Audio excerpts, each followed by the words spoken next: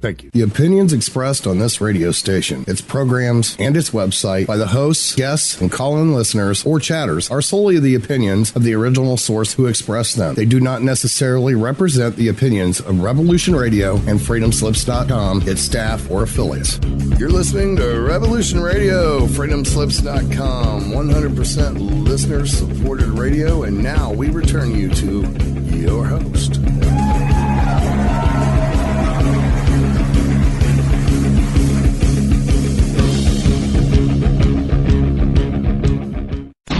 If you are not one of us, you are one of them. What are they? They are everyone, and they are no one. But they are the gatekeepers. They are guarding all the doors, they are holding all the keys, which means that sooner or later, someone is going to have to fight them. Someone? What are you trying to tell me? That I can dodge bullets? No. I'm trying to tell you that when you're ready, you won't have to.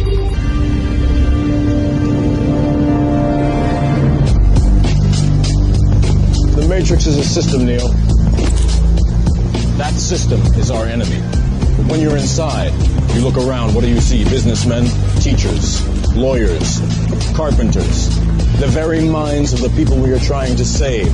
But until we do, these people are still a part of that system, and that makes them our enemy. You have to understand, most of these people are not ready to be unplugged. And many of them are so inert, so hopelessly dependent on the system, that they will fight to protect it. Were you listening to me, Neo? Or were you looking at the woman in the red dress? I was... Look again. Freeze it. All right. I couldn't get back on. Hey, hello, everyone. We are so live right now, and we are happy to be back with you. I have taken some time off during the holidays, and here I am. So, I'm Monique Lesson, as you all know. It's been 3 weeks, really, since I've been live with everyone. I'm a licensed private investigator with Matrix of Perception on Revolution Radio at freedomslips.com. I want to say hi, first of all, to Dan Willis. Hi, Dan. Thanks to have you back. Yes. Oh, it's great to be here, and I'm excited about our guest tonight. Yes, absolutely. Please wait for me to announce him. He is one of the youngest, most interesting persons I have the privilege of interviewing. So we're going to come back to announce his name.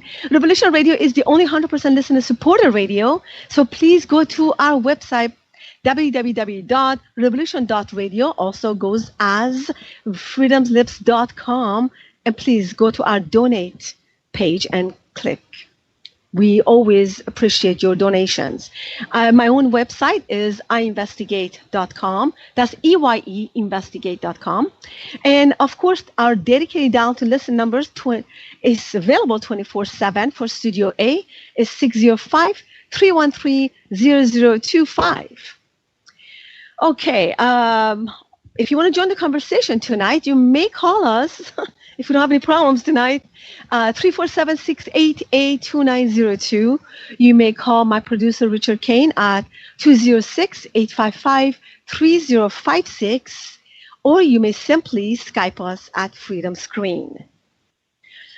Well, I don't think we can start our show tonight without mentioning the government shutdown.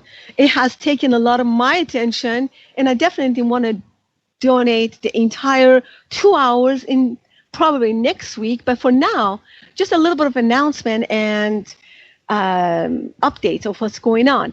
First of all, the partial government shutdown began December 22nd after President Trump and congressional Democrats that could not agree on funding for the president's long-sought southern border wall.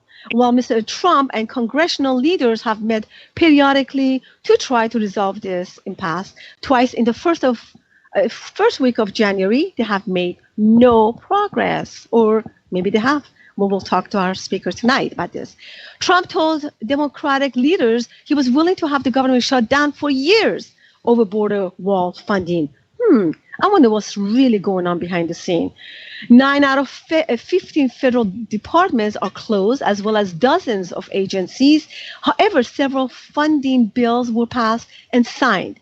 More than 420,000 federal employees are working without pay, including agents from the FBI, ATF, DEA, as well as staff from the State Department, Coast Guard, IRS, and Department of Homeland Security. Another 380,000 workers have been furloughed from department, including NASA, State Department, National Park Services, the Forest Services, Transportation Department, and Department of Housing and Urban Development, and the IRS. Still open and operating during the shutdown. Mail is still being delivered. Social Security checks are still going out. Federal courts are still open and operating through January 11th. Forest Service law enforcement and emergency response efforts will continue. U.S. Citizen and Immigration Services, which deals with naturalization and citizenship, has been interrupted because its operations are funded, has been uninterrupted, I meant to say, because its operations are funded by user fees. Veterans are still receiving their benefits, and let's see what else. Passport services will still be offered during the shutdown. Passports can be renewed by mail or in person. Unintended consequences, while so many feds are working without pay thanks to Trump, top officials are receiving pay raises, including Vice President Mike Pence. Okay, back to our show for tonight. We're going to continue on this subject, but let me first introduce my guest. Jordan Sather is a national renowned educator, filmmaker, YouTube influencer, speaker, and inspiration for thousands of people wanting to become stronger, more conscious versions of themselves.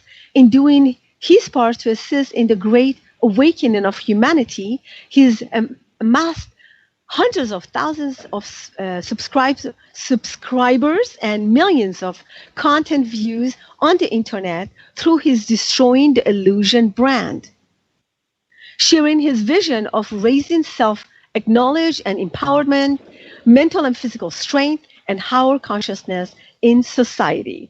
His first documentary with a co-production credit above Majestic was released October 31st, 2018, of course, with Dan Willis, who is my co-host tonight, who was also on Majestic, above Majestic. We are in for a big treat tonight. Thank you, gentlemen, for being with me on Matrix of Perception. Thank you, Monique. Thank you so much. Yes, very excited to interview Jordan. Let's talk with this. I mean, I really want to start with, here's the latest. Trump says meeting with Democrats, waste of time. Washington, U.S. presidential Donald Trump says that he left the meeting on border wall funding with Democratic congressional leaders on Wednesday because it was a total waste of time. While Democrats said he walked into some kind of a temper tantrum, which was not the first time, obviously. What do you guys say about this? Starting with Jordan. You know, I feel that looking at his address last night, we can start there. Yeah. Looking at the president's address, which was a quick 8-9 minute spiel, and then quickly shifting to the other side of the aisle response with Schumer and Pelosi up there giving their rebuttal to it. It didn't look like it was a temper tantrum by any means. It looked like it was a coherent argument stating that the wall has to do with trafficking, namely trafficking of drugs, trafficking of humans, and illegal immigration. There was plenty of facts thrown out there about how many people get stopped monthly, how many are children, what sort of violent crimes they are dealing with. So, you know, the wall is really so much more than people realize. There's quite a bit of trafficking that occurs up through the South, and just so much more. Well, let me like kind of, yeah, go ahead. Oh, I was just going to finish up and say, this shutdown is really, the mainstream media itself really does a good job, and a lot of the alternative media does as well, at framing public perception in very particular ways that powers in control benefit from. So this shutdown is, I view it as, unfortunately, something we have to deal with because the powers entrenched in the establishment, they don't want to give up. They really don't want to give up. Well, having worked with a lot of sex trafficking myself, having lived in San Diego, gone to TJ many times back in the day, as Dan probably will agree, they don't just come from Mexico. They're all over the place. They're coming from so many borders. Should we put a wall all over the place around the United States? Why don't we just do that? Wall all across the United States. I mean, the border security itself, port security especially, security of it all really is necessary. And but what about Canada? Canada, we would have to look at the trafficking numbers across there. Now, the thing is about Canada, it doesn't have the rat lines, we could say, that the southern border offers. So a lot of drugs aren't made in Canada. A lot of the drugs that come up through the southern border are made in Central America. And a lot of the MS-13 gangs aren't coming from Canada. They're coming from down south. That's just the way it is. So it's not saying that all immigration is going to be stopped. There's going to be plenty of legal means to do it, plenty of ports of entry. The wall, I think they're looking at building, is only about 500 miles of a 2,000-mile border because there's a lot of mountains and other terrain that is uncrossable. So it's about 500 miles of steel flat wall that they can look through. And my idea on borders, sometimes I live in an idealistic world, and I'm like, borders, they just separate us. I really, down in my heart, I don't want borders because I see us all as one, but at the very same time, there's a lot of realities of this world that we need to deal with. And a border wall, in the meantime, to cut down on the trafficking, the black market money that funds a lot of these cabal activities, a lot of these gangs that work for this deep state off the books. If it cuts down on that, I'm absolutely for it. And then we can work for society that someday can tear down that wall. Use it in the meantime, get rid of it when it's unnecessary. Mm-hmm. So what about the tunnels that come through Mexico into United States? Absolutely. That's a very good point. And a lot of these tunnels are being found. There's tunnels in Arizona recently found, and then California as well. And that's just kind of with those being found and hitting the news, it's kind of a symptom of what's all going on here. I believe with it that we have good people, good forces in our control systems, in the government, in corporate power that are working for humanity's benefit. A lot of the rank and file, a lot of the groundwork being done is getting freed up. People are able to do it.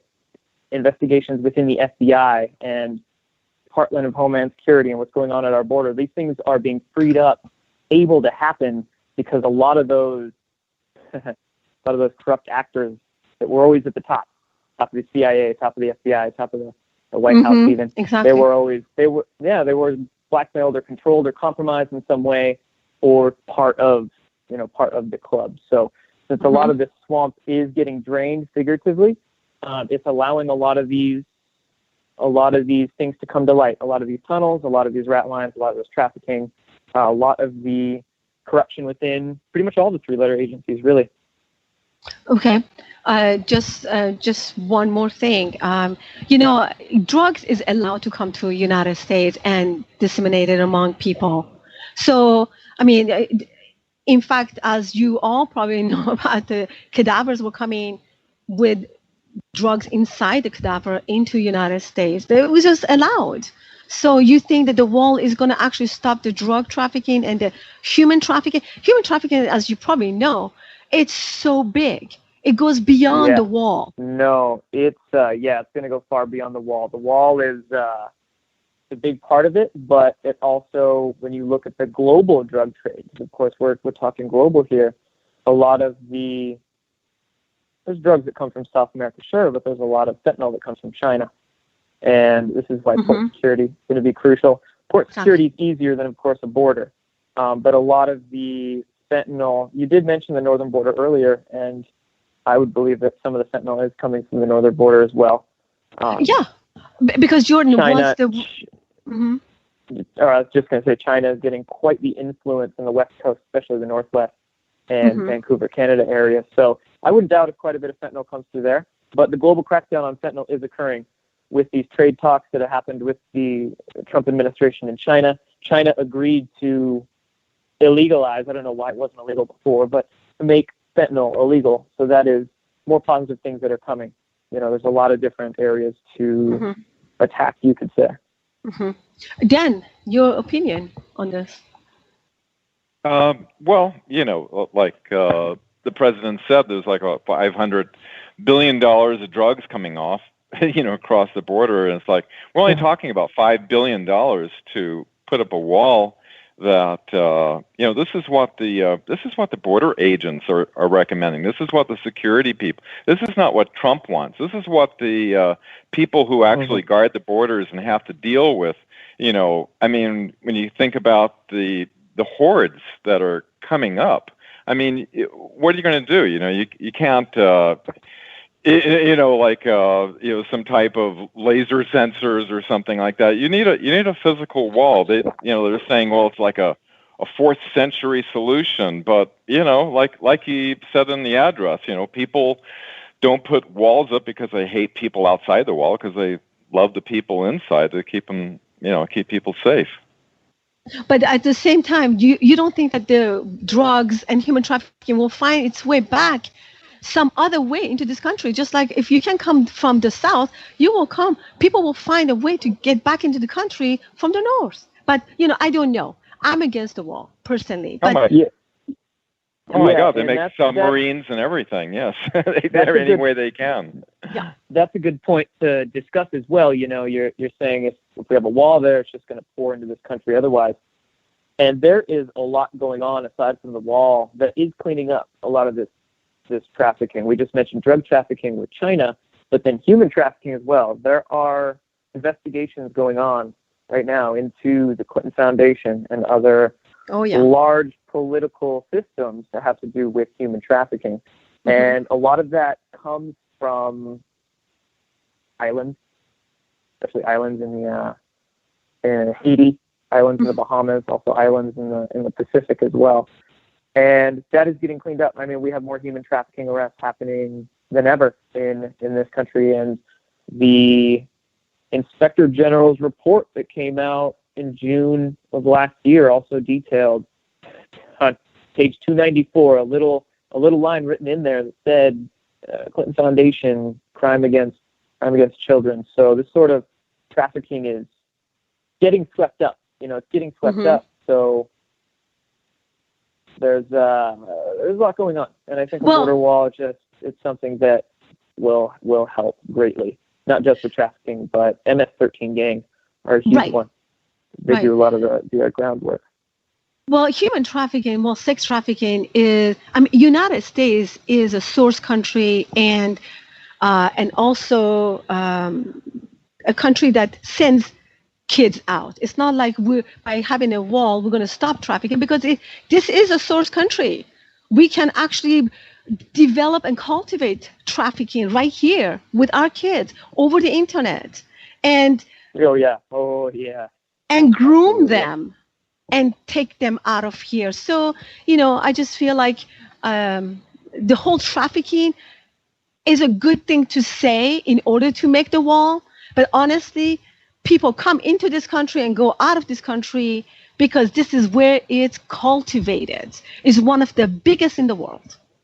So, anyways, Jordan, you recently talked about the Washington Times article, which I thought it was fascinating. Over the Christmas, it was written by S.A. Miller.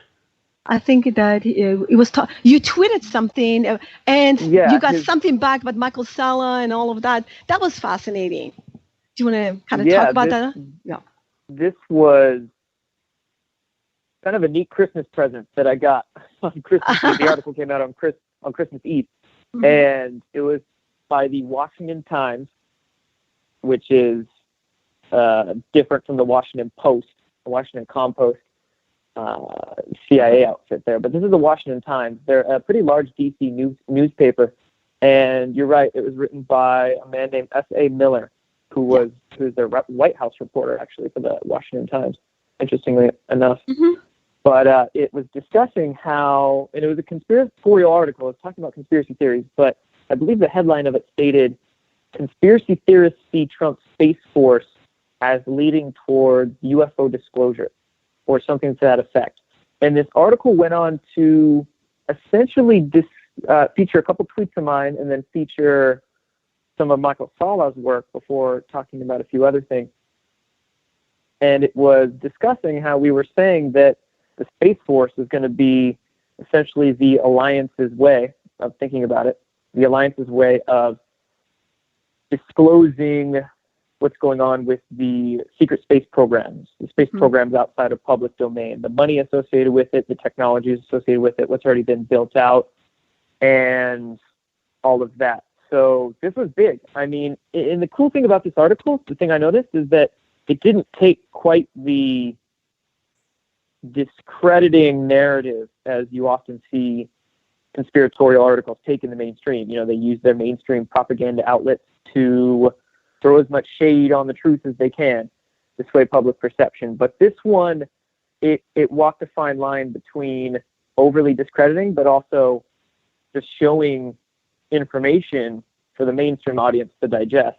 I mean, they were mentioning things like, I mean, the tweets I mentioned, I wrote free energy, I wrote anti-gravity locked away in corporate contractors programs like Boeing and TRW and Lockheed.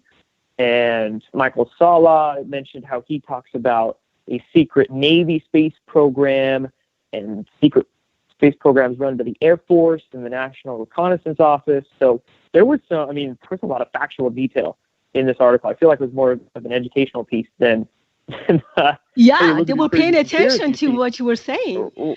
Yeah, right. Putting a lot of seeds out there. Totally. So that was very cool to see. Yeah. And you know, the Space Force coming into fruition, there's a lot of news coming out about it because there is going to be, I guess we could say, Democratic opposition in the House now. But I just read an article today how it's talking about a senator or representative, saying how Space Force is likely to get bipartisan support. So we'll see. But I think it is a big thing that needs to be done, a total separate branch of the military to be able to start pushing the way for disclosure of these projects and technologies. It's hidden truths, because that's what we're looking at here, really moving into an age of transparency where we're activating as a citizen coalition and forcing the truth to come out from the top down. So you're saying that we are getting a full disclosure, or partial disclosure at least, because it's allowed to come out a little bit at a time. Yeah. That's a very good point to make, partial disclosure. And that brings the whole gambit of ideas and concepts of what that is. So when we look at the globe, how much darkness there is to disclose, how many things there is to disclose, period. We've got big pharma, their vaccines, their GMOs, the fluoride, the 5G, their geoengineering programs, the trafficking rat lines, the drugs, the false flags, the technologies, the space programs, just everything. Right. The internet was not something I don't think, planned for. I don't think the internet is, and it's something that's definitely slipped out of their grasp, slipped out of their control. With the internet and social media, with the internet and social media especially. Yeah, that I agree. So many people are getting activated to do as much as they can, share information, make memes, make videos, write articles, get the truth out, let the truth shine. That the powers that be, they're trying to censor as much as they can. They're trying to shadow ban and suppress and delete and suspend, but it's the nature of, I guess, the universe to evolve. They just can't do it. They can't do it. And they know disclosure is coming. The people are making it happen. So what they have to do, by they, I meaning rogue intelligence agencies, the bad actors, the deep state cabal.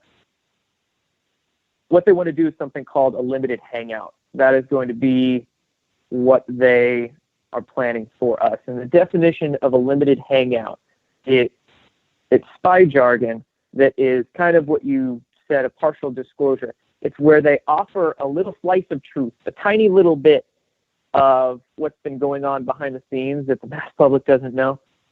And it'll be a wow factor for the mass public. It won't be anything that's surprising to maybe you and I, because we are seasoned truth seekers. We've been in this for quite a few years and putting the dots together. But for the mass public, we're talking whatever you want to call them, normies, sheep out there.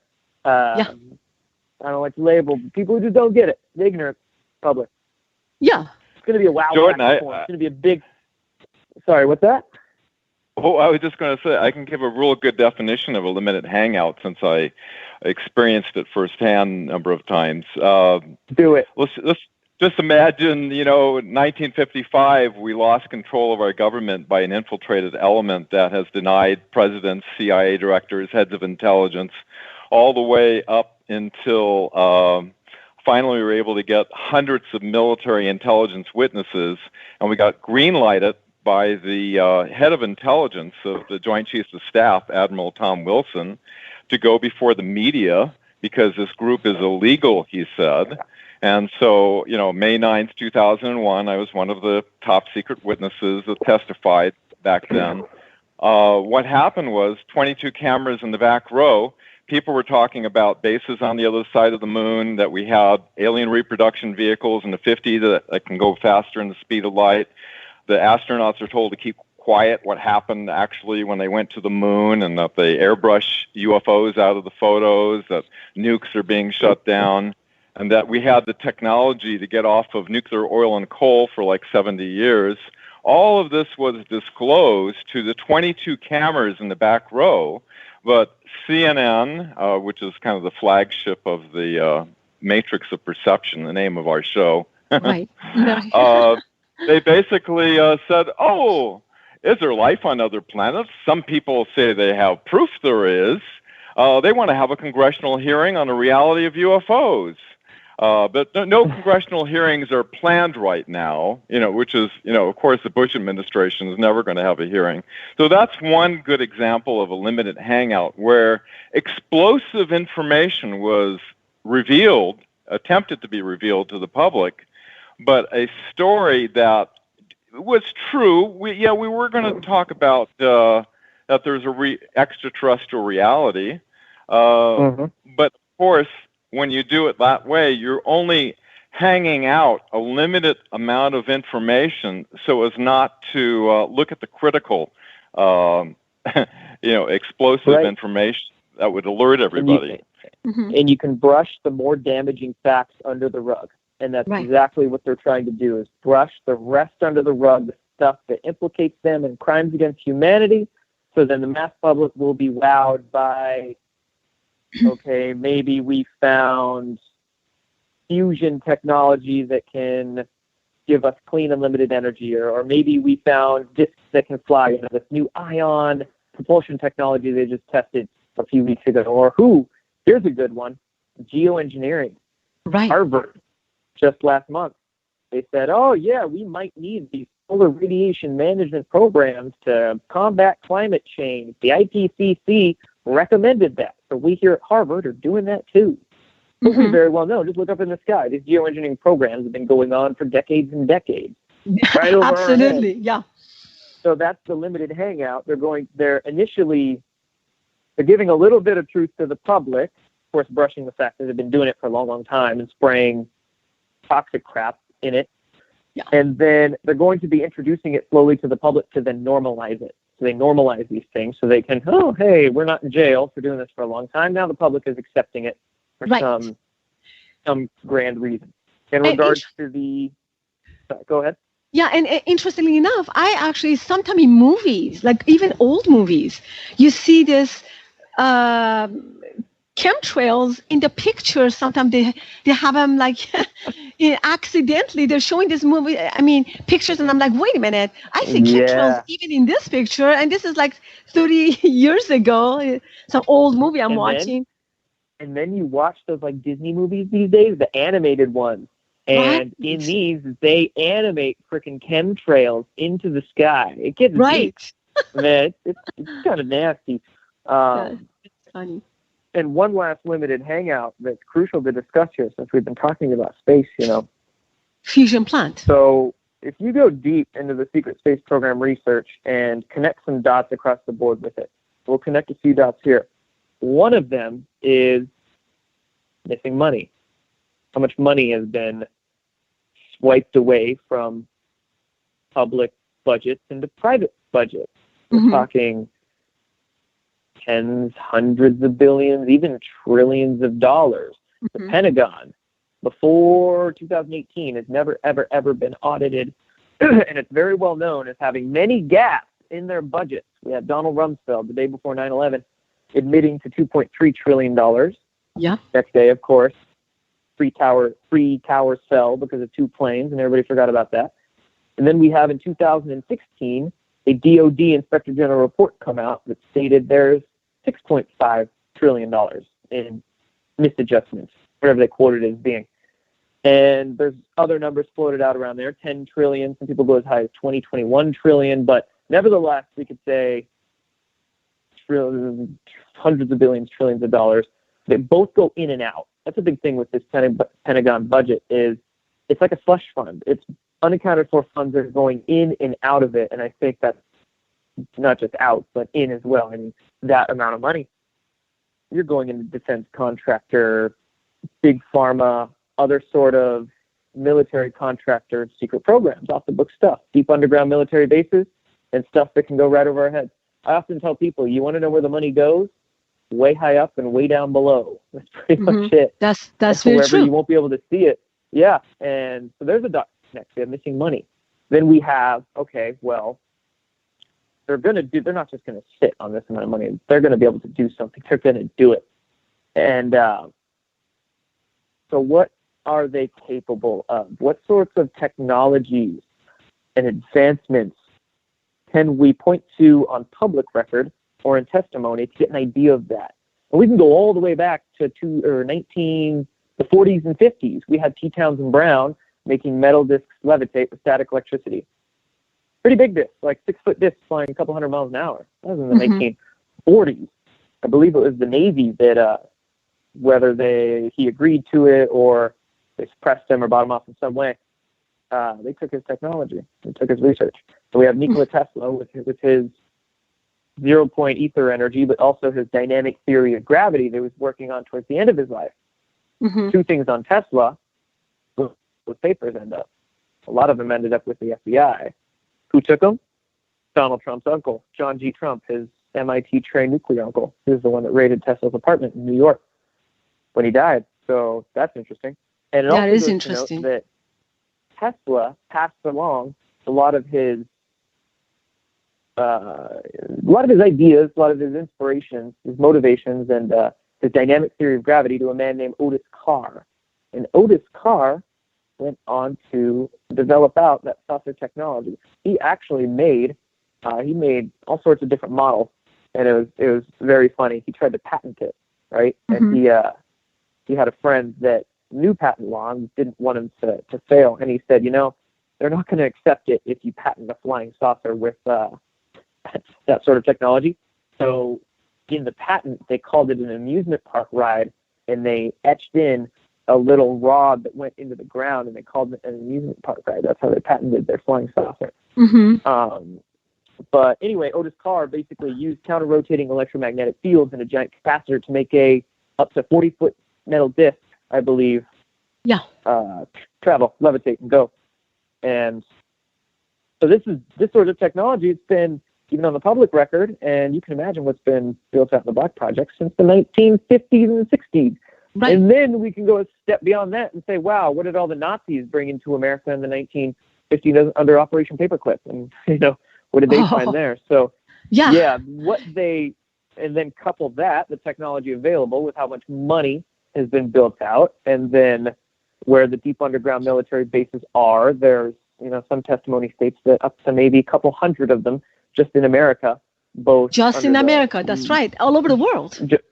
All over the world. There's probably multiple hundreds, maybe thousands or more, and they're varying sizes. They can be in the continental shelf, out in the ocean, or under in the bedrock, Antarctica, under especially the rest, even Antarctica, even. So, yeah, underground bases all around the world. We have evidence of craft as well, and we're not talking craft that is rocket or still deals with Bernoulli's principle and wings and all that jazz, rocket fuel. We're talking large craft, triangular, saucer craft, disc-shaped craft, up to 600 feet for the triangles, maybe even a kilometer, aircraft carrier size for the cigars.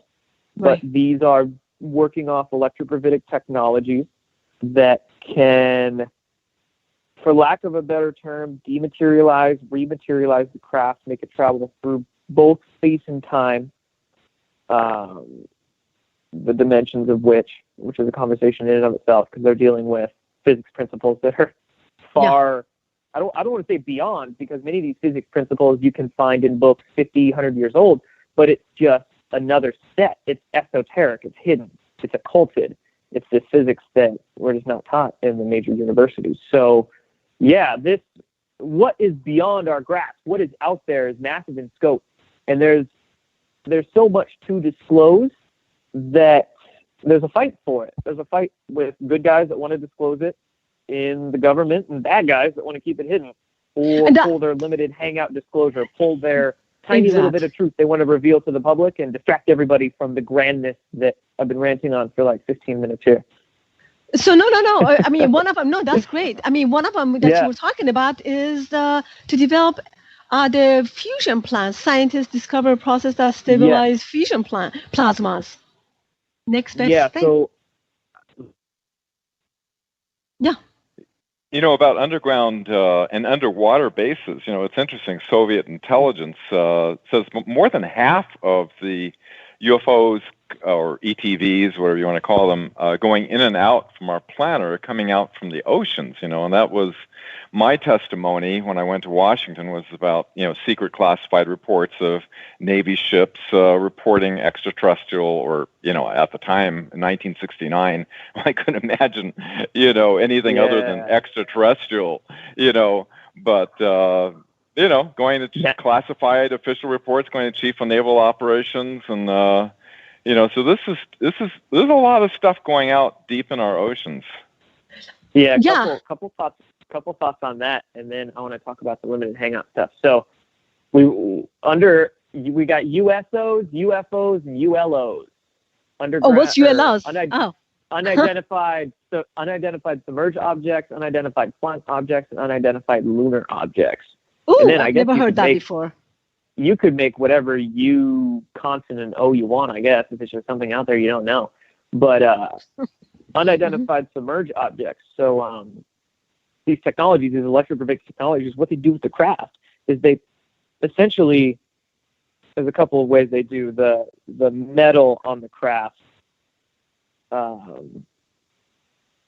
becomes permeable. It dematerializes in a way, but also these crafts essentially create their own bubble of space-time. So say with the TR-3Bs, they have a counter-rotating mercury vortex in the middle, and that's what powers the space-time bubble essentially it's in. It's in its own little realm there.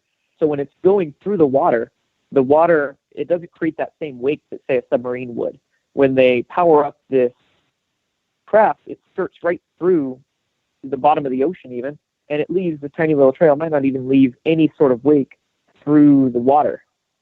And the same thing can be said when it's in the atmosphere, and then when it jets out outside of the atmosphere, kind of the same idea. It's in its own little bubble of space-time, and it's just using the ether of gravity essentially to just skirt along with, so it could fly out right there to Mars and however long it takes. That's why they can go 450 knots per hour, yeah, across exactly. the ocean. And the sorts of things to conceptualize. You know, I'm trying the best I can to put the English language behind these sorts of ideas I've been ruminating on, but it's important to kind of do so, because then it helps people grasp, like, okay, a UFO, they don't realize the actual depth of profoundness that we have, that we're dealing with here.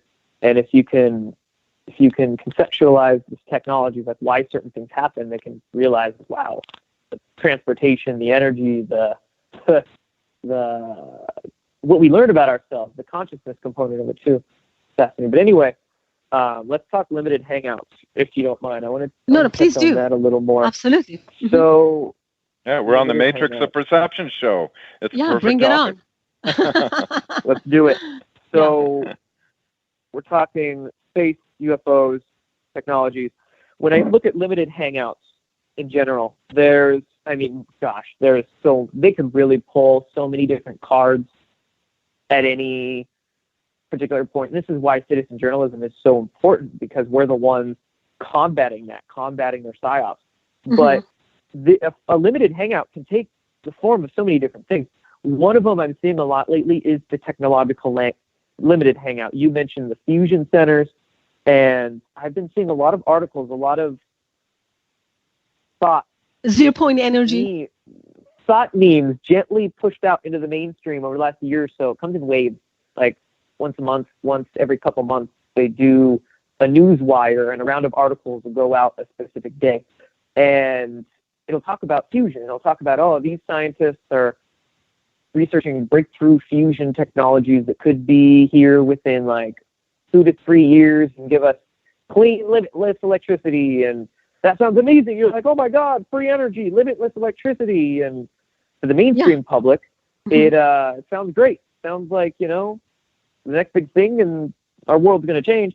But to us, we're sitting here like, what the heck? Like, we know this stuff's been around for 100 years. We know inventors have been suicided, if you want to call it killed, that, suppressed, paid off, whatever. And that's the limited hangout there. That's the limited hangout in action. That's what we're not telling us. That's what they're brushing under the rug. And they're saying, fusion's going to be invented by, they're going to use one of their freaking Ivy League institutions, probably Harvard or Princeton, to roll it out to the public, maybe MIT. And that's their limited hangout with technology. Another thing I've seen lately is this Tesla Tower in Texas. I don't know if you guys have seen it, but I'm sure some of the viewers of this, listeners, probably have heard of it before. It's this reinvented Tesla Tower that's out there in Texas. And you can find pictures of it and videos on YouTube. It's being built right now. It's being built by a company called Viziv, V-I-Z-I-V Technologies, Viziv Technologies. Now, what they're claiming is that they're going to be wirelessly transmitting electricity. Tesla Tower. People go, oh my God, Tesla Tower reinvented. We're going to get limitless or wireless electricity transmission, Tesla technology in action. And a lot of people out there are tripping out and thinking it's great. But I did a little bit more digging into it. I looked at the company, looked at some of their board, looked at their connections. What they're trying to do is patent what's called surface wave technology. You go onto their website, the very first line that comes up, it says, for over 100 years, scientists have been trying to figure a way to wirelessly transmit electricity. Now it's finally been done, as if they're the first ones to do it. They're trying to patent it, and they're associated with Baylor University in Texas. And it's a bunch of ex-Air Force guys, ex-Air Force generals. Their CEO and I think one of their other chief executives or high official, they're all Air Force guys.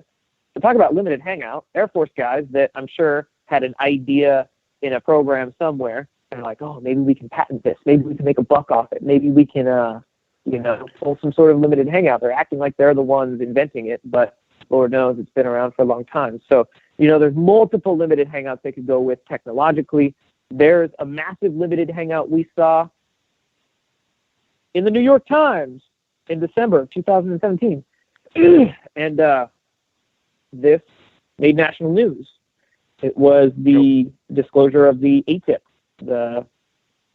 Wasn't that interesting, Jordan, that every single controlled outlet, which they control a mass majority of it through 5 corporations, totally green-lighted that and saturated the public's. I mean, even your grandmother knows about the Nimitz incidents. I mean, they saturate it to make sure that everybody. But when the 2001 event happened, it was a total, sanitizing limited hangout. So when they want people to know something, they greenlight it.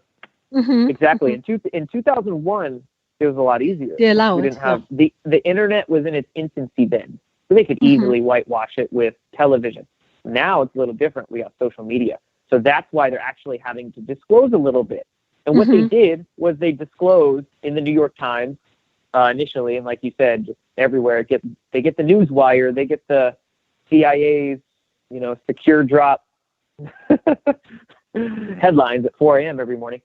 They disclosed this ATIP program, the Advanced Aerospace Identification program, something like that. ATIP program. Weapons so something. ATIP, okay. Yeah, ATIP, ATIC. This ATIP program ran for 5 years, from 2007 to 2012. It's recent. It was initiated by Senator Harry Reid out of Nevada. It was operated by the DIA to the tune of $22 million. And all they did was, study some UFOs, they claim, and that was pretty much it. That's where these videos originated from that may or may not be fake, and that was that. Now, here's a few things about this. We were talking money earlier. We're talking trillions of dollars that are missing. What's that? $22 million? That's a drop in the bucket. Right. Not just that, but you look at, what else can we discuss here? You look at some of the players involved. Senator Harry Reid is dirty as crap. You look at WikiLeaks emails that were, especially John Podesta's emails. Oh, that were God, let's not even go there. That's just terrible. Right. We're not, you know what? We won't go there. We're only going to go halfway there. We're not even going to talk about the food words in there because there's a whole other side. Oh, no, I definitely want to go there, actually. I do. Okay, we will. We can. And actually, it's necessary with this limited hangout stuff because these WikiLeaks emails are crucial. Because what the WikiLeaks emails disclosed was that there's freaking Satanists in our government that are into all sorts of weird, perverse shit. But not just that. They are also interested at the highest levels. In John Podesta's emails, it said this: ETI and ZPE, extraterrestrial intelligence, and 0-point energy. John Podesta was one of the people instrumental in getting this ATIP program out into the media. He was emailing with Tom DeLonge. Dr. Edgar Mitchell. Dr. Edgar Mitchell, before he passed. Tom DeLonge, was their media representative to roll this out to the public. Tom DeLonge with Freemason symbols all over his guitar and pictures with John Podesta. We've got... It's so controversial to me. Yeah, there's so many we can go with. We've got the Air Force General who was emailing with John Podesta in 2015. The Air Force General, who was the head, Tom DeLonge claimed this, one of the leaked emails, he was the head of the lab at Wright-Patterson Air Force Base, where Roswell, where the Battle of L.A. crashed off the coast of California in 42, I believe, 42, 43, and some other crashes were taken, the lab at Wright-Pat Air Force Base. This guy, if you actually cross-reference, he did work at Wright-Patterson, so that could very well be true. He was overseeing that particular lab. So if he was, wow, this guy knows some things. John Podesta, those CIA connections, what are they? This is the definition of limited hangout in action. And why did Tom DeLonge win the UFO Researcher of the Year award? Why is this being paraded around as official government disclosure? Even not just in the mainstream media, but in the alternative news circuit, we have a lot in the alternative, what they claim to be independent, claim to be, outside the box, shows and YouTubers and outside the box, but they're really not, because they're parroting. Either they don't know, either they just are painfully unaware and it's sad. They're playing the useful idiot, or they, have some special interests and they just don't want to.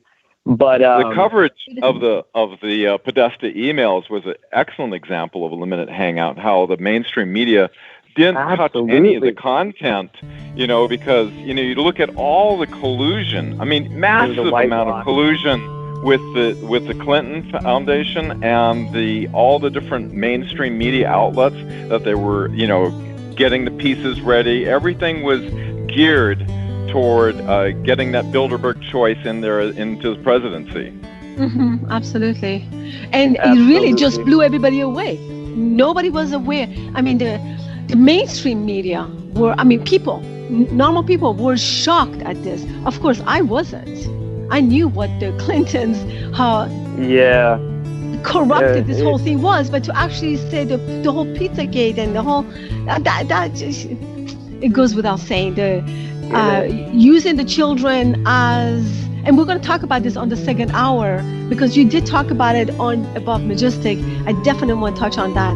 But we're going to go on a break any second. I don't want to start any new subject. It's probably better. But we're going to talk about the space. Oh, perfect. Yeah, let's do it. .com and UFO Legacy. Yeah, listen to Revolution Radio at Freedom Slips. A mere 2 hours. We'll be right It goes fast. I want to talk about the Above Majestic on the second hour. YouTube. Welcome back, everyone, to Matrix of Perception. I'm Monique Lestan, and we are here with Jordan Sather and Dan Willis. And, of course, you are on Matrix of Perception on Revolution Radio at freedomslips.com. And Revolution Radio is the only 100% listener-supported radio. Please go to our website and click donate. And my website is iinvestigate.com, EYEinvestigate.com. Our dedicated dial-to-listen numbers available 24/7. For Studio A is 605-313-0025. And if you want to join the conversation, although it seems like tonight we may have a little bit of technical difficulties in that department, but you can try. Call us at 347-688-2902 or join us type in Skype Freedom Screen. That's how you can get in. Definitely, you don't want to miss this, because we are having a fantastic time talking to Jordan Sather, who is a nationally renowned educator, filmmaker, and YouTube influencer. His latest documentary that he co-produced is Above Majestic. And with me is Dan Willis, who is my co-host tonight. Thank you, gentlemen. Welcome back to Matrix of Perception. And sorry for all the inconvenience with the sound. So welcome back. Thank you. Normally it goes a little smoother than this. I know. I think Rebecca was giving me some feedback that we're getting a little bit of commercial going on while you were talking. I'm not sure, but it's by the way, Jordan's website, which I recommend for a reference link, is Jordan Sather, SATHER.com. And you can link. He has multiple channels on, Twitter, YouTube, and so forth and so on. And it's a good way to link into him in case we get cut off here at the end. Also, Destroying the Illusion. Of course, Destroying the Illusion is another website that you have, correct? Yeah, they're both pretty much the same website. You can go to destroyingtheillusion.com or jordansather.com. Appreciate that, Dan. And sorry, guys, I just tend to come with some technological baggage, we could say. Anytime I've had multiple Skype calls drop during interviews, and just bad luck, but great luck with technology. Well, you know what? It happened to me almost as bad. I don't want to say. We completely went off the air when we were talking about the Malaysian airliner. And my friend Craig Santee had some incredible information, and Bruce Gernan on, about the whole Bermuda Triangle and what could have possibly happened to Malaysian airliner. Boy, we went off the air completely blank. Went off the air completely? Yeah, yes, they'll do that to you. And that has never happened before. But we don't give up. We keep coming back. Exactly, yeah. I've had my YouTube channel deleted twice, and got it reinstated both times. And I could probably teach a advanced course on social media censorship and all the different ways and means they utilize the internet to enhance their agendas. It's interesting that you said that. I wanted to mention this before we went on a break. which is fascinating how all of a sudden we came to this incredible amount of knowledge, and we were allowed to have internet in our lives all of a sudden, right? And then all of a sudden with that came smartphones and smart meters and smart everything, and the laptops, and the 5G generation of 5G is now here among us and giving us all types of problems. And we can't even control that, because who can go back? No one can. This technology we have, it's a blessing and a curse. What we currently have, it's with these EMF emitting phones and computers and laptops in our hands. We can learn so much from them, but at the same time, but if you use them the wrong way, they can be destructive to your psyche, your body. You can get addicted to them, but not just that. The waves they emit are definitely giving us cancer. With Wi-Fi, 4G, 5G is, they're prototype testing in a few places. They want to implement it in 2 or 3 years fully. And it's not, the thing is, it's not a technological system we need to be using. And I'm going to reference Nikola Tesla here, because there's a Nikola Tesla quote that a lot of people get misconstrued. And it's the quote where, I think it was in the 1920s, he was talking about being able to have a mobile device that fit in your pocket that could send information, wireless signals from device to device, right? And are you familiar with that quote? I'm paraphrasing here, but if you've ever heard of it before, either of you guys, you can chime on in. Yeah. Well, I can definitely chime in on that, because, being a broadcast engineer and working with this, and I've met with scientists that had a technology that had a unique circular polarized type of communication. It was totally new. They were patented, but you didn't hear anything more from it. And what it could do is you'd use a really small amount of power. You could be talking to somebody in China without using the cellular network cellular towers all over the place. And, there's technologies, if we can, as Trump said, the technologies of tomorrow, if that can be released, not to mention, the millions of people who would die because of our complete dependence on the electrical distribution grid that we have. If we release the zero-point energy and these new communication devices, which the cellular companies will hate because they have to restructure the entire thing, every home and business could have its own decentralized power, so that if we ever get a corona mass ejection or an EMP attack, we'll be survivable. Exactly, Dan. People misconstrue Tesla's quote because they think he was describing the cell phones we have now. But what he was describing is cell phones we could have if we utilize this esoteric, this other physics system, true physics, really. It's the ability to send information. Some people call it quantum communication, using the ideas of quantum entanglement. I think Tesla would probably say we just have two devices that are freaking connected with the ether, whatever you want to call it. But you're able to send packets of information longitudinally, not using the transverse wave, the harmful wave that it's using now, but you send it point to point, not linearly, but point to point information. You can send information from the device to communicate, but you could also think of an object as being information. When we're talking about these spacecraft that can dematerialize on Earth and pop up, on a radar 50 miles east, they're going point to point. Actually, anywhere in the universe. In the 1980s, I worked with IBM's top scientist on a camera that came out of England in the 1950s called the Delaware camera, where you could take a blood spot or a piece of hair or something like that. Basically has the DNA signature, and it was patented by the European Patent Office, and tens of thousands of photos were taken on this device.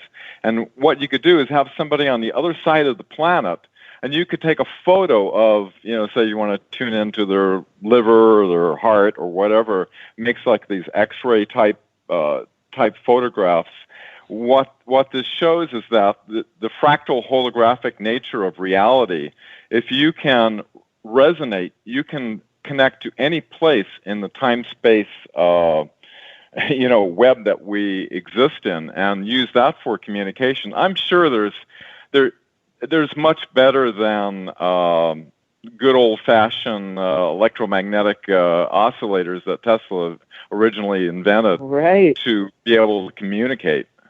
Mm-hmm. All points in space and time are connected. It's as simple as that. Space and time. And time-space, they're reciprocals of each other. But that's the basics of it right there. In fact, this camera could go backwards and forwards in the time, which was interesting also, another aspect of it.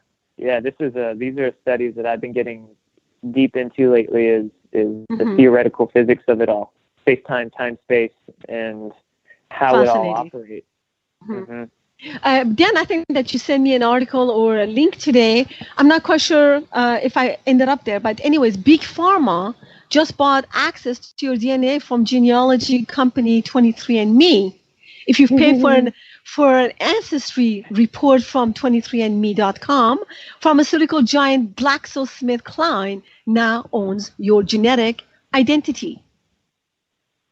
Wow. Well, they sure don't own mine. I don't know about you guys, but that was a big nope from me. I did not go there. And here's the thing about that. So 23andMe, their founder, if I'm getting this correctly, the founder of 23andMe is a woman by the name, is her name Anne or Susan? Anne Wajcicki, I think you say her last name. Her sister Susan is the CEO of YouTube. They're sisters. Oh, okay.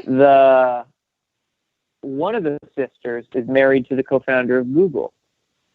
So it's like you're beginning to see how big giants are connected. These giants are connected. And are you really going to trust Google with basically your genetic data? Because they can sell it off as easily as, GlaxoSmithKline has it, then I don't trust anyone. anyone. Google originally being funded by the CIA, right? Totally. So, yeah, I would suggest a lot of people not do the 23andMe. As much as I want to figure out where my ancestry came from, I'm curious as heck, but I can tell you, but I'll tell you after the show. Yeah, there you go. Would you have one of those IBM? IBM devices, and you're going to tune into my. No, I actually did Dan's genealogy, and I found out a hell of a lot of information on him. Remember Dan? Several years ago. My French royalty, yeah. Yeah, I think it was Argentina or something. Anyways. Okay, so listen, you know what? One of the things I was very fascinated by the above Majestic was this conversation with William Tompkins. Of course, I have all the books of Michael Salla. I've interviewed him many times with Dan Willis. And he was talking about the Germans in San Diego when he was actually allowed to meet with this gentleman. What was his name? Hold on. Jordan was the last person to interview William Tompkins. And William Tompkins is the major cornerstone of the secret space program with all his the amazing work that Dr. Michael Salla has done, and well, we helped on trying to locate Admiral Rickleboda and all that when he initially was researching his papers and everything, but him along with Gary McKinnon, who was inspired by the 2001 press club, hacked into the Naval Space Command, saw the Solar Warden and the secret Navy space program. Those two people,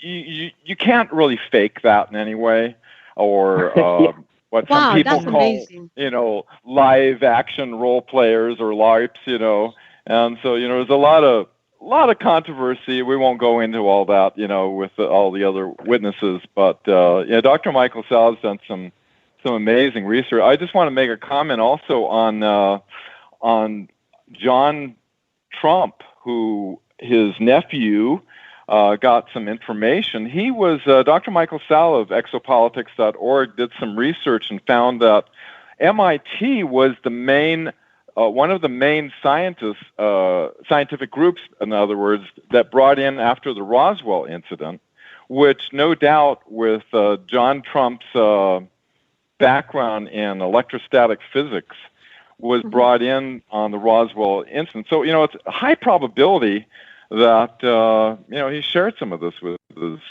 nephew. Mm-hmm. Yeah. Yeah. So Jordan, you were one of the last people who interviewed William Tompkins? Yeah, that's the interview that you see in Above Majestic. Above Majestic, you interviewed him. Yeah. Okay.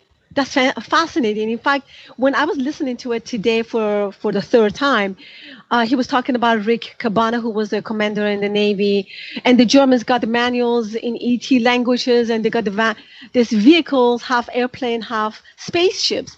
And this was, I found this fascinating why the ETs actually chose the Germans to share this informations with them.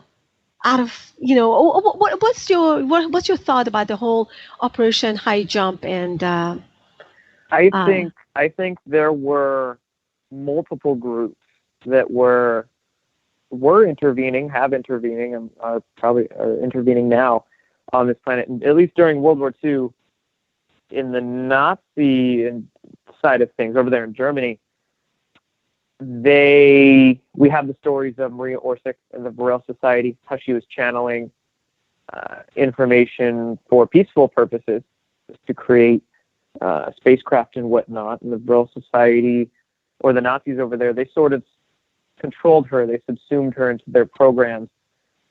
And then we have, according to William Tompkins and other testimony, we had pacts with the Germans, the nefarious Germans, the Nazi SS, and the reptilians.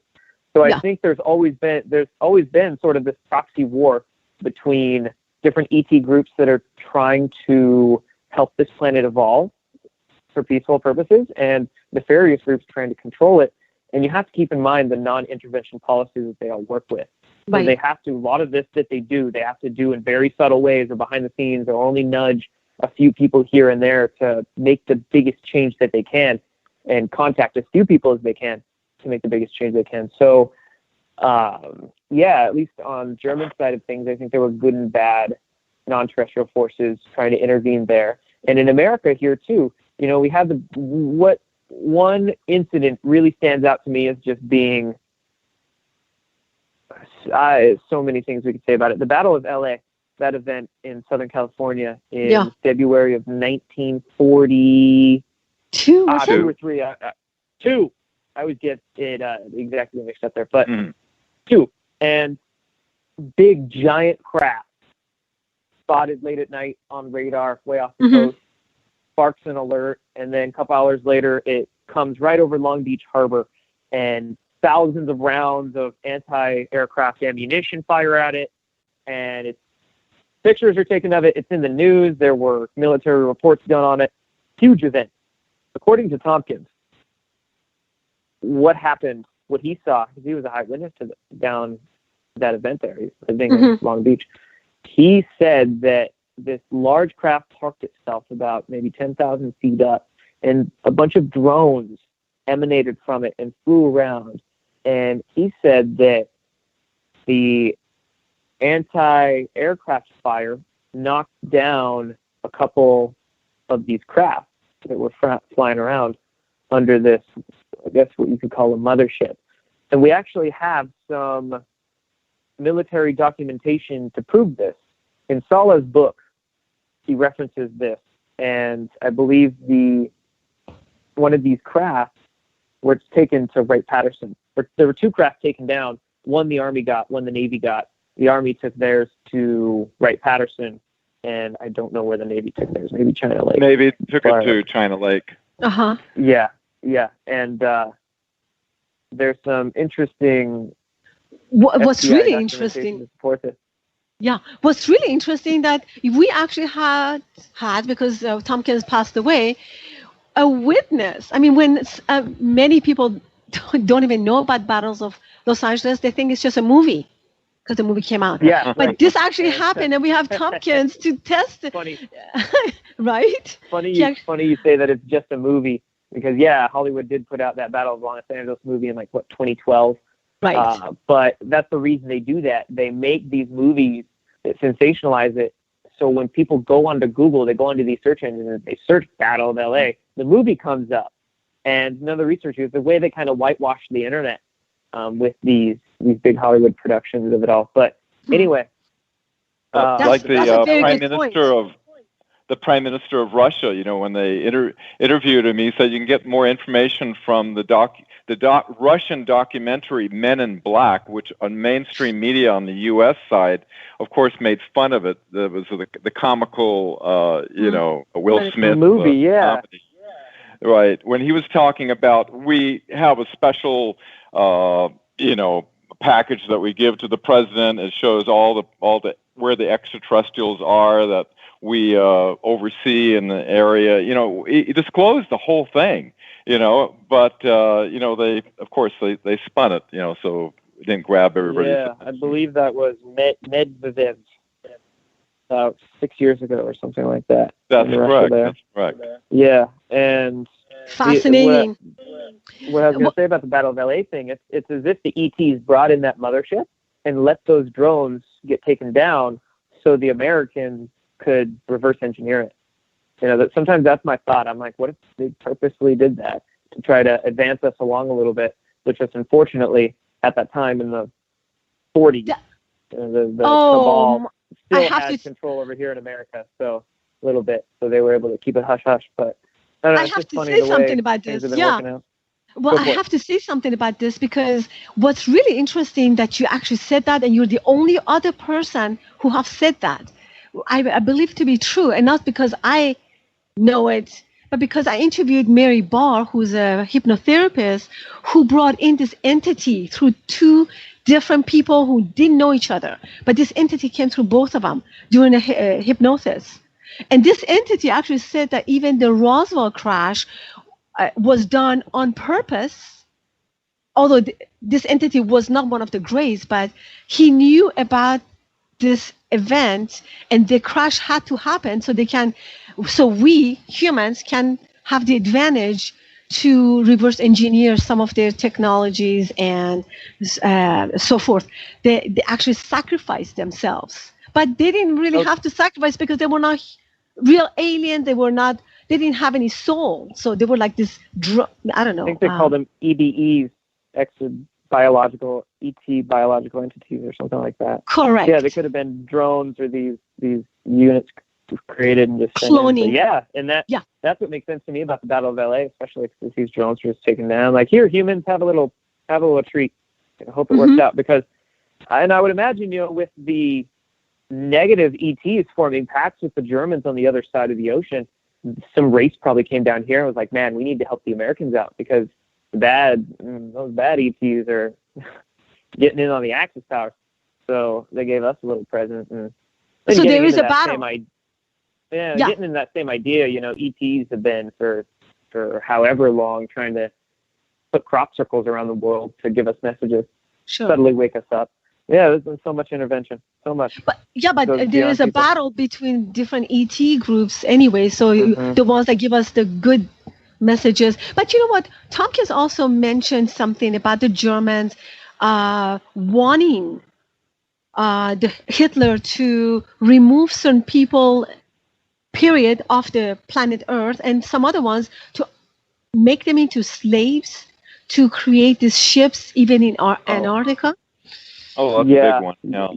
Yeah, that is a big one. And what did he mean by that, do you think? Thinking in terms of the deep state not just existing now, but back then in the 1930s and 40s, their ultimate goal was as much control as they could and power. So during World War II, of course, the Germans on that side, they were enacting slave labor and horrid practices. That was their modus operandi, the way they conducted war. The Americans, they were the manufacturers. The Germans used slave labor, but they just didn't have the raw material. They didn't have quite as many people as the Americans did.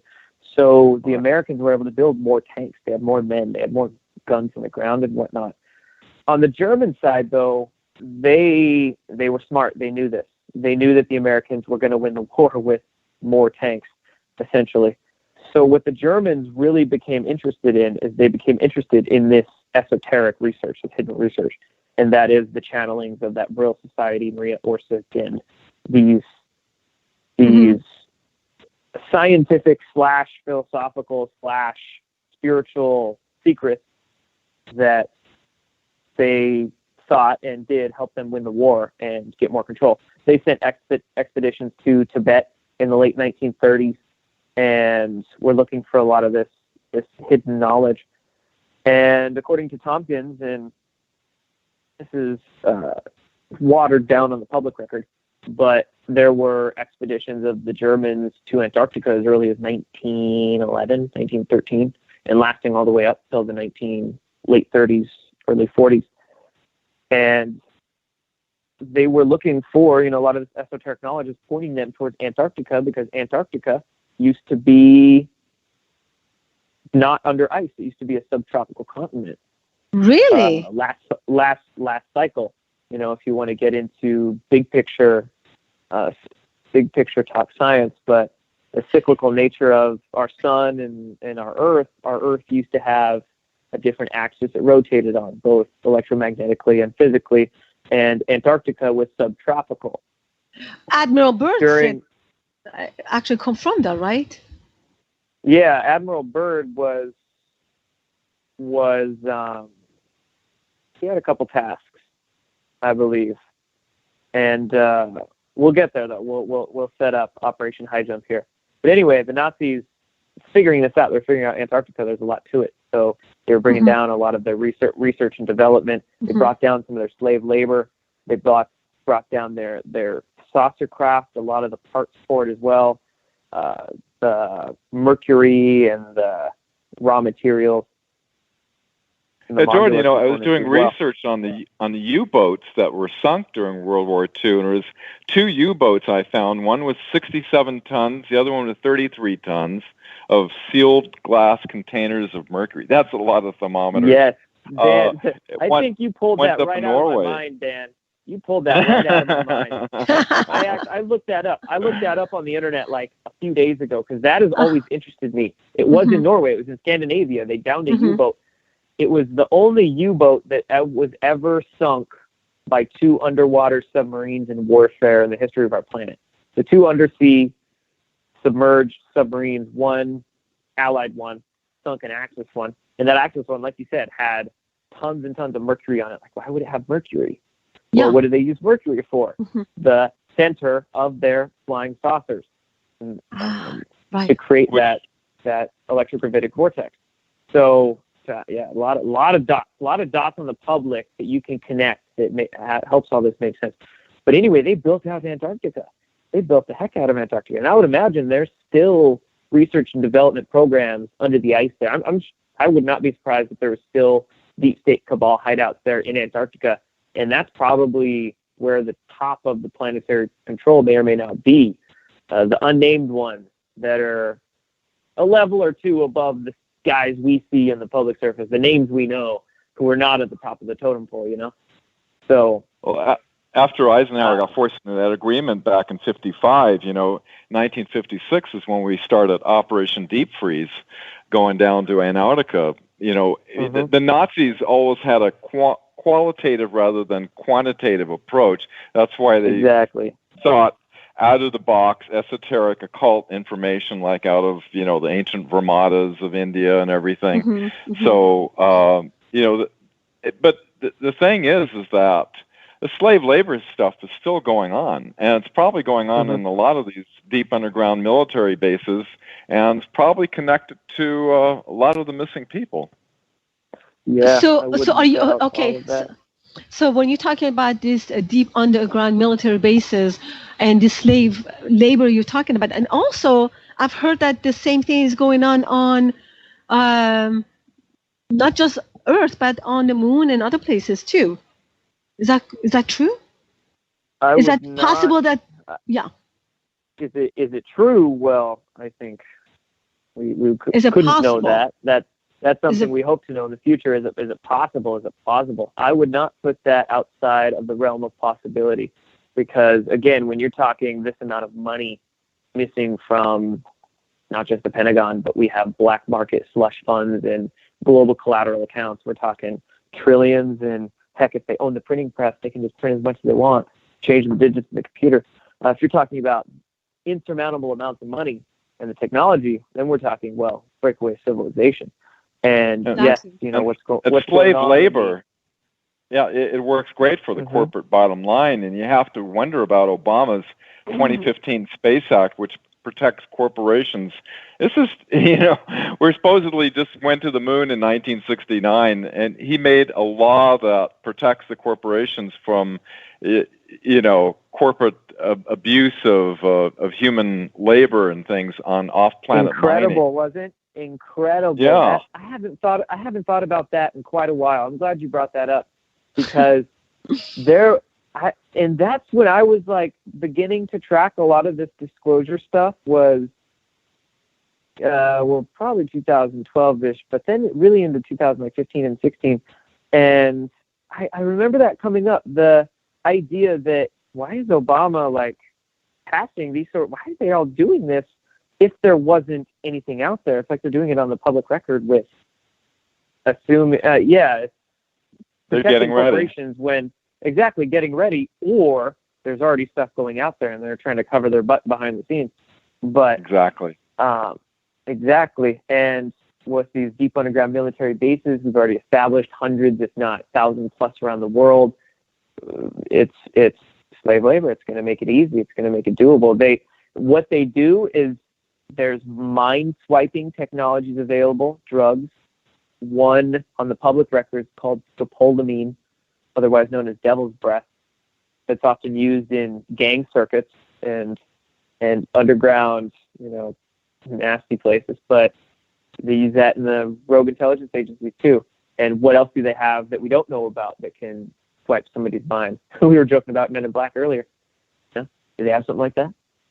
Or an injection that's just gone? So a lot of these slaves might not even know. They might not even know what they're doing, what they're a part of. And when you also factor in not just the memory swiping abilities and the technologies that they could manicure their slaves with, but also just the idea of compartmentalization. You're talking about people who are only told such a sliver of the truth of what they are told about what they're doing or where they're at or who they are or whatever the heck. It might not even be the truth. So they could have, think about this, you could have, if you're in a secret black project of a defense contractor that has the budget of billions and billions of bucks with infrastructure already ready for you. Fascinating. Yeah, you go all the way back to the 1920s, back when the Tavistock Institute was taking World War I victims and where they were traumatized, where they can compartmentalize and use it for mind control. And then, of course, Alan Dulles in 1950 started the MK Ultra program, which is now on steroids of advanced technology that has completely mapped the entire, processes of the brain, emotions and feelings, and can broadcast it. Speaking of, go ahead. I was go ahead, just going Jordan. to say really quickly, let's hypothesize here.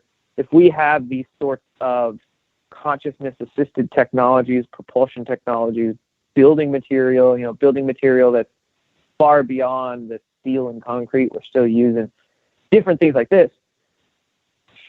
And the way to keep it secret, we were talking about compartmentalization. They could have an installation on Mars. I wouldn't doubt it. And they could have 5,000 people working for them at this installation on Mars. They tell these 5,000 subordinates, these slaves under them, maybe they tell them that Earth is gone. They don't even know. They don't even have an inkling to think beyond that perception of theirs that was totally formed for them. And they think they're just living on this survival colony. You could have maybe isn't that interesting? Commanders, wow. a couple guys, literally 2 guys, 3 guys at the top of this base who are the only ones read in on the fact that that Earth exists. They leave, they come back, maybe they say they're going to another base or something, but really they're coming to Earth, coming home and going back. I don't know. It's just plausible, is it? Well, sure. Why wouldn't it be? Why wouldn't it be? You know?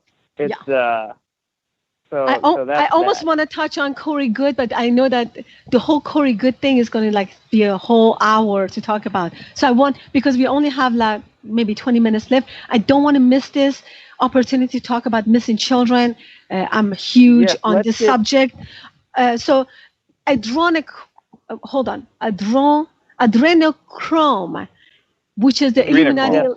Adrenochrome. Illuminati elite are addicted to it, bathing and drinking it, fight or flight response, fear response, feeling of euphoria. I'm going to go ahead and let you kind of tell us about this because I can bet you the satanic cults definitely are using that from they get a high off of the tortured victim, children particularly. But go ahead, Jordan. Yeah, let's throw out the parental advisory content right here. Any children who are listening, earmuffs. Yeah, adrenochrome. So what we're getting into is aspects of satanic ritual abuse, SRA, and the practices of these dark occults. When I say occult just simply means hidden in Latin. You can occult anything, and it's neutral. But we're talking dark occult, so those who do their practices for black purposes, for self-serving purposes. And there's a lot of really sick stuff they do. These mind control programs, adrenochrome is speculated to be a drug. It is a drug, but it's speculated to be a drug that they're addicted to at the highest levels. And but it's blood. You're right. It comes from the adrenal gland of human beings, particularly when humans are in a traumatized state. So when we're emitting a fear response, our adrenal gland emits adrenochrome, and the more traumatized you are, the more you release. So that is, and it's very high inducing. I mean, when you take it, you get that cocaine rush. I mean, it's probably cocaine times 100 for these psychopathic elites, but some of them are addicted to it. There could be other drugs, other stuff that they utilize on the other ground at the highest levels that is just highly immoral. But it's these sorts of practices that they're into, and there's a physical and a metaphysical component. There's a physical and spiritual component to all of this, in that not only do they get addicted to the hormones of another human being, cannibalistic type of behaviors, which is physical, but they also get addicted to the energy. There's energetic entities that are at work here that are siphoning off this fear from the victims. Of course. And and it's so far it goes beyond, but I hear that adrenochrome, no, okay, go ahead. What do you think? I hear that. I mean, based on what I heard from you above Majestic, and I did my own research on this because I'm going to actually add this to my book, because I'm writing about children of the underworld is what I'm writing about. So basically it's high from a torture victim, children's blood for rejuvenation, anti-aging device, especially adrenalized the child, has doubled the effect. And that's why they utilize children, is because children are they're a lot more innocent than we are as adults. They haven't been programmed yet, right? So they're much more tuned in to their higher selves. They're tuned into the divine. They're more charged capacitors. So more juice. These sociopaths, there's more juice to them. So when you can get a child in a traumatized state, they're able to feed off that so much more so, both physically and energetically. Also, the timing is really important. Like the moment that maximize the amount of adrenaline that was pumped into the body is right before death. And when you look at these practices, the utilization of another person's blood, their hormones, their life force energy for your own growth, they are trying to normalize that on the mainstream as well. a corporation called Ambrosia, Ambrosia, Ambrosia LLC. I think it's based out of California. Has made news this past year because a doctor is trying to offer his patients blood transfusions. This blood comes from teenagers. They give it up willingly. You know, they're not traumatized or anything, but it is useful blood. They're offering useful blood transfusions with older patients who want it to the tune of $8,000 per treatment. And it's making national headlines. And the co-founder of PayPal, his name's Peter Thiel, he's backing it. So you're having a co-founder of PayPal who's backing this blood transfusion. I mean, it's the sick of stuff. If you want to get healthy, there's a million other ways that nature offers us that are far more morally okay than using somebody else's blood, far healthier. So it's just these sort of practices and these sort of ideas are just being pushed into us in the mainstream. And but Jordan, it's weird, man. It's weird. But don't you think that if they are offering a lot of money to teenagers, and teenagers usually don't work, and let's say that they give them so much money, of course they're going to offer their blood. Oh yeah, that is the state that the system has gotten to, hasn't it? But I don't want to. Yeah, I definitely don't want to end our show on such a gloomy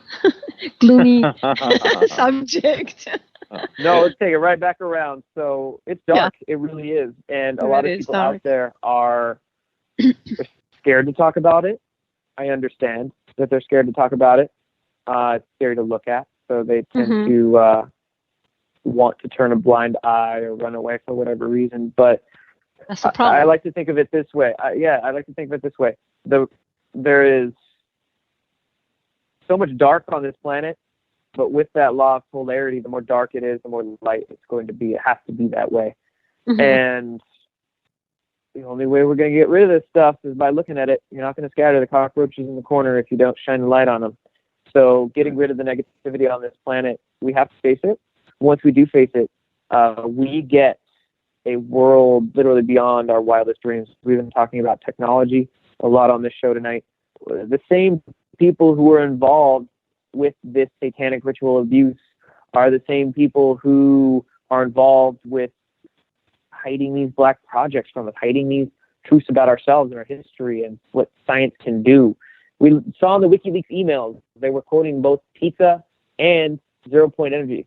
So, these topics go hand in hand. So once we can turn our attention towards the darkness on this planet and work to get rid of it, we start to invite the world that we know is possible, we can get, that has been already created in some regards. We're going to start being able to do that, being able to bring these technologies out to the public, be able to start working for that world that is going to be great. It's going to be fantastic. There's going to be a lot of work involved. We're just at the precipice here.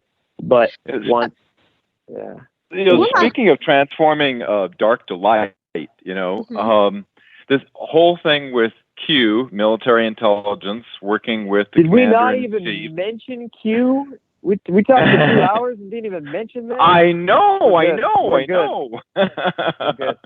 So yeah, but ahead. Some things, I love that our president is working with military intelligence behind the scenes to finally, all the indications, anybody, the mainstream media is attacking Q so bad.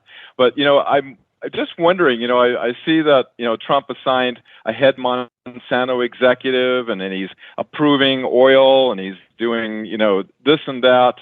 Is this something that he's just showing the old guard, so to speak, that he's going along with it just to catch him off guard, to allow these, oil and Monsanto executives who have a history of things? What's your thought on that? Really good question, Dan, and something I've been pondering and researching a little bit lately. And I think there's so many industries that he's dealing with right now. There's so many pieces to this puzzle, pieces to this plan. What I think he's doing with big pharma and big ag, right? And these are two huge, crucial, they're pivotal in my awakening and many others as well. Vaccines, GMOs, things like that. What I think he's letting happen is the judicial system start attacking, start taking down those. So on one level, he's, because farmers, the farming industry is a huge base of support for him. He can't really go anti-GMO publicly. That would just be very bad optics. People would be very angry at him. He would alienate a lot of his base. And the whole vaccine topic, that one is very controversial as well, very hard-hitting. So what he's doing, I think, is letting judges begin to open up a little bit against the larger corporations. And the reason I say that is that lately we've seen, and lately I mean the past 3-6 months, a lot of court cases go against these big corporations and people win.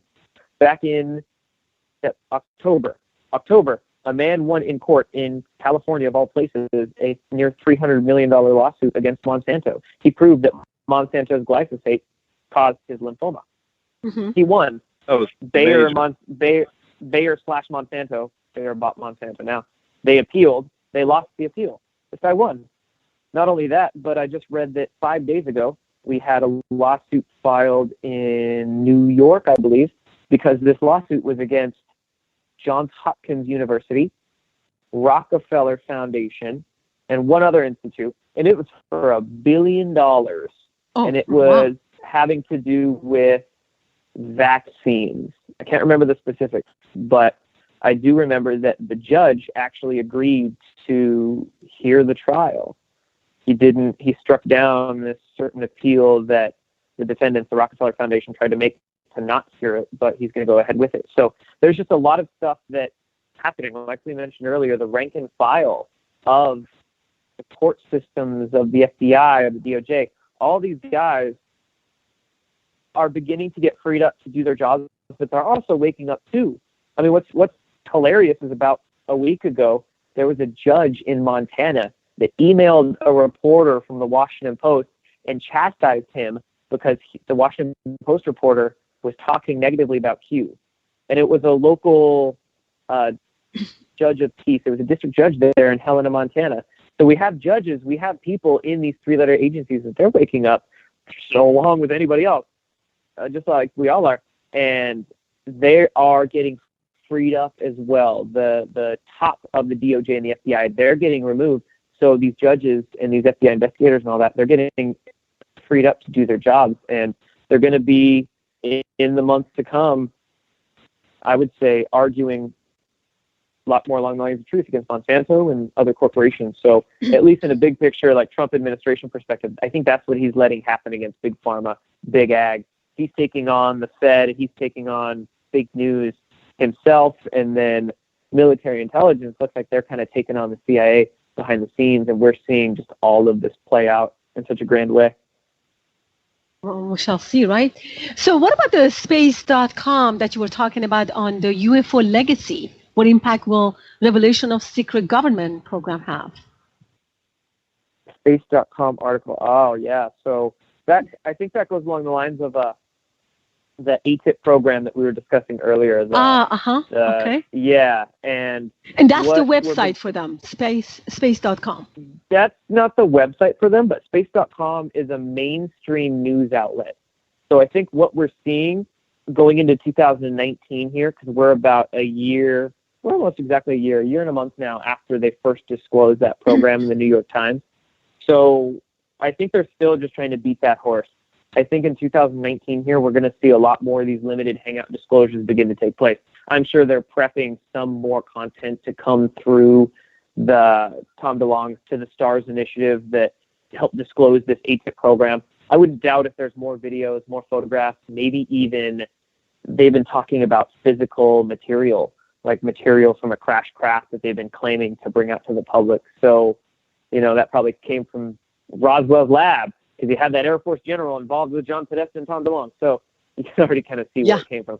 Although, they're going to be bringing, I'm sure, a lot more limited hangout stuff our way into the public in 2019. They want to. They're desperate for it, This QAnon phenomenon is just blowing up, and people are researching so much stuff, and the Great Awakening is just hitting overdrive. It's going exponential right now. So they're desperate for any little false flag, any little psyop against Q, against even the space whistleblowers, the secret space program.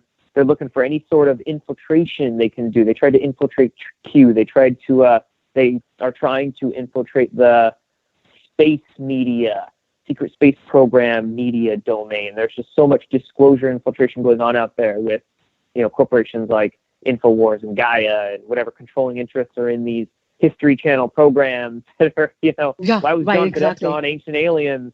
So there's so much clamping down they're trying to do, but it's the independent journalists, the citizen journalists who truly have no strings to them, who are truly working to make it for themselves and just say all these dots that are connecting, ask the questions that need to be asked, say the things that need to be said. And my goal is to do that and to inspire other people to do that as well. You do an amazing job on that, Jordan. I just want to tell everybody, check out Destroying the Illusion. I check out regularly because Jordan does this amazing research on everything, kind of consolidates it and gives it, he's one of many, but, he's one of my favorite that, I agree. JordanSather.com, and I know we're coming up to the end of the hour. I just want to direct a lot of people toward your channels, because pretty soon they're going to have, declassification and the public, because there's so many glitches in this perception matrix that we're in, that the public's going to, want to know. Global awakening that's happening, no doubt. Well, let me ask you, since we're coming to the end, what's coming up for you? What's coming up for me? Yeah. In 2019, what are you planning on doing? This year, I have a few events that I'm doing. I think I have 4 or 5 slated for this year. I will be at Contact in the Desert in June, and then James Gilliland's East Eddy Ranch for his annual conference, the 4th of July weekend in July. So I have a couple of UFO conferences I'll be at, but I'll also be branching out a little bit. I'll be going to Autism One, and that's a vaccine truth conference, we could call it, and that one's going to be in Chicago at the end of May. So I'm stoked to go to that. And then I'll be going to a couple of other events coming up here very soon. So you're going to be speaking in Chicago? Yeah, I'll be on a panel there. It'll be really neat. And I'll be able to meet a lot of the doctors in that movement too. I'll be able to meet, I think, will Del Bigtree be there? Maybe. But Dr. Suzanne Humphreys and maybe Andrew Wakefield and some other folks in that movement. I'll be going to Joan Ocean. I'll be going to meet her in April and swim with the dolphins for an event with her on the Big Island of Hawaii. So I'll be doing a lot of stuff coming up around the country in multiple different regards. I'm really trying to branch out, not just stick with space, aliens, and weird, but also vaccines, and really bridge a lot of these different concepts for people, because they are all interrelated. Absolutely. Everything's connected. Although we didn't talk about the vaccines, obviously, it's such an important subject. Go ahead, Dan. Oh, I was saying my great-grandfather was the president of the Homeopathic Medical Society. It was going up against Rockefeller. He's very proud of you. Oh, yeah. Oh, wow. Appreciate that. Well, what I really like when you said our education is wrong and made to separate us from the actual truth, to program our minds from the truth, really. And just tell me in just a few sentences, what do you think our education system should be? How do we go about changing the mind of the people in the right direction? There we go. So there's a massive unlearning. We're going to need as much as a relearning. And I think that our education system is really, it's best based upon the self-interest of the individual. As Joseph Campbell says, follow your bliss. You're going to be best educated when you follow something that you're actually interested in, you're going to pay mental attention to, so you can absorb it. I think there's a kind of a general base understanding, like a gen ed, that everybody's going to need. And there's ways to fulfill that, maybe courses to plan different, that incorporate a holistic view of research. But then again, when it comes down to it, really just what the person wants, and then they can go along that awakening process at their own pace. They're not going to go too fast and for themselves. A lot of people do that. I did that. And might not have always the best outcome. But anyway, yeah. So follow your bliss. Research what you want to research. Right. You do what you want to do, and then your awakening will happen to you. I want to thank